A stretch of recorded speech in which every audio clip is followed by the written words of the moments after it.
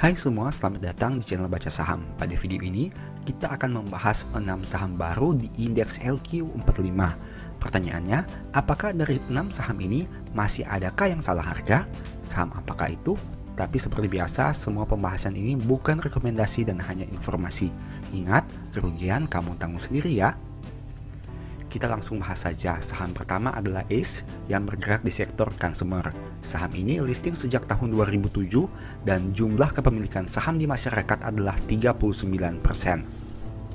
Nah, kita lihat untuk historical EPS-nya di sini dalam 4 tahun terakhir cenderung mengalami penurunan setiap tahun, di mana EPS pada tahun 2022 menjadi yang terendah dalam 4 tahun terakhir.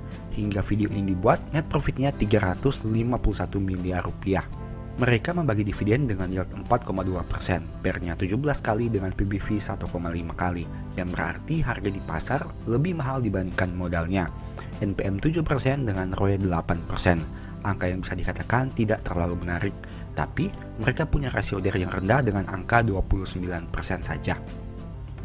Untuk kinerja harga saham dalam 5 tahun terakhir sudah turun 61%. Dulunya sempat di 1920, tapi sempat juga di angka 392. Dan saat video ini dibuat, harganya mendekati angka terendah 5 tahun terakhir. Saham kedua adalah AKRA yang bergerak di sektor energi. Saham ini listing sejak tahun 1994. Jumlah kepemilikan di masyarakat ada 38%. Nah, kita lihat untuk EPS-nya bisa dikatakan konsisten meningkat setiap tahun, di mana EPS pada tahun 2022 menjadi yang terbesar dalam 4 tahun terakhir. Hingga video ini dibuat, net profitnya 1,5 triliun rupiah. Mereka membagi dividen yield sekitar 2% dengan PER 13 kali dan PBV 2,6 kali, yang berarti dengan modal 503, saham ini dijual lebih mahal dengan angka 1.350. NPM-nya 4% dengan ROE 20%. Untuk angka NPM dan ROE bisa dikatakan tidak sejalan, sehingga teman-teman harus analisa lebih lanjut di laporan keuangannya.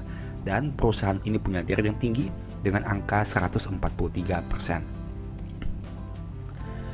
Untuk kinerja harga saham dalam 5 tahun terakhir sudah turun 3%, sempat di 1605, tapi sempat juga di angka 281. Dan saat video ini dibuat, harganya mendekati harga tertinggi 5 tahun terakhir. Saham ketiga adalah ESA, di mana bergerak di bidang basic materials dan listing sejak tahun 2012. Jumlah kepemilikan di masyarakat ada 63,8%. Nah, ini harus menjadi perhatian, karena mayoritas sahamnya berada di masyarakat, dan pemegang pengendali hanya punya 23% dan 13% saja. Kita lihat dari sisi EPS, saham ini bisa dikatakan turnaround stock karena menghasilkan kinerja yang meningkat sangat signifikan khususnya di tahun 2022. Apalagi jika melihat di tahun 2020 mereka sempat mengalami kerugian. Hingga video ini dibuat, net profitnya 1,6 triliun rupiah. Dividen yieldnya 0,4% dengan PER 7 kali dan PBV 3,3 kali. Yang berarti dengan modal 310, saham ini dijual lebih mahal dengan angka seribuan. Untuk rasio NPM 18% dengan ROE 43%. Ini juga harus dianalisa lebih lanjut karena angka NPM dan ROE-nya cukup berjauhan. Dan saham ini juga punya DER yang tinggi karena berada di atas 100%. Untuk kinerja harga saham dalam 5 tahun terakhir sudah naik 490%. Wah, kenaikan yang sangat signifikan. Pernah di 1610 tapi sempat juga di angka 110 rupiah. Saham berikutnya adalah SCMA, di mana listing sejak tahun 2002 dan bergerak di sektor consumer. Jumlah kepemilikan di masyarakat ada 24%. Kita lihat untuk historical EPS-nya cukup fluktuatif setiap tahunnya, di mana EPS pada tahun 2022 belum sebanding tahun sebelumnya. Dan hingga video ini dibuat, net profitnya sekitar 830 miliar rupiah. Mereka membagi dividen dengan yield sekitar 1%. PER-nya 15 kali dengan PBV 2,2 kali, yang berarti dengan modal 102, saham ini dijual lebih mahal dengan angka 234. NPM 16% dengan ROE 14%, dan mereka punya DER yang rendah dengan angka 33%. Dalam 5 tahun terakhir, harga saham SCMA sudah turun 44%, sempat di 596, tapi sempat juga di 120 rupiah. Saham berikutnya adalah Sido, di mana bergerak di sektor healthcare dan listing sejak tahun 2013. kepemilikan saham di masyarakat ada 22%. Kita lihat untuk EPS-nya di mana kinerja pada tahun 2022 belum sebaik tahun 2021. Meskipun bisa dikatakan kinerja tahun 2022 jauh lebih baik dibandingkan tahun 2019 dan 2020. Hingga video ini dibuat, net profitnya 720 miliar rupiah. Dividen yield 1,7% dengan per 24 kali dan PBV 6,6 kali. Angka yang sangat tinggi, di mana dengan modal 117, harga sahamnya 780. NPM 27 dengan ROE 27% juga. Bisa dikatakan rasio keuangannya sangat baik. Dan saham ini punya DER yang sangat rendah dengan angka 9,6% saja. Nah, untuk kinerja harga saham dalam 5 tahun terakhir sudah naik 244%. Dulunya sempat di 1070, tapi sempat juga di angka 216. Saham berikutnya adalah SRTG, di mana bergerak di bidang finansial dan listing sejak tahun 2013. Jumlah saham yang berada di masyarakat sekitar 12,2% saja. Nah, kita lihat untuk historical EPS-nya bisa dikatakan fluktuatif, di mana kinerja tahun 2022 belum sebanding dengan tahun 2021.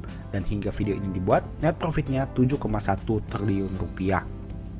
Dividen yield sekitar 2,4% dengan per 3 kali dan PBV 0,5 kali. SRTG menjadi satu-satunya saham yang punya valuasi PBV di bawah 1 kali, di mana dengan modal 4.595, saham ini dijual lebih murah dengan angka 2.410. NPM 521% dengan ROE 15%. Untuk angka NPM dan ROE-nya ini harus dianalisa lebih lanjut di laporan keuangannya karena sangat berjauhan, dan mereka punya DER yang rendah dengan angka 6,8% saja. Nah, dalam 5 tahun terakhir, saham SRTG sudah naik 271%. Dulu sempat di 3.970, tapi sempat juga di angka 524. Nah, menurut teman-teman bagaimana? Dari 6 saham yang tadi kita bahas, apakah ada yang menarik atau apakah masih ada yang salah harga? Teman-teman bisa mengemukakan analisa di kolom komentar ya.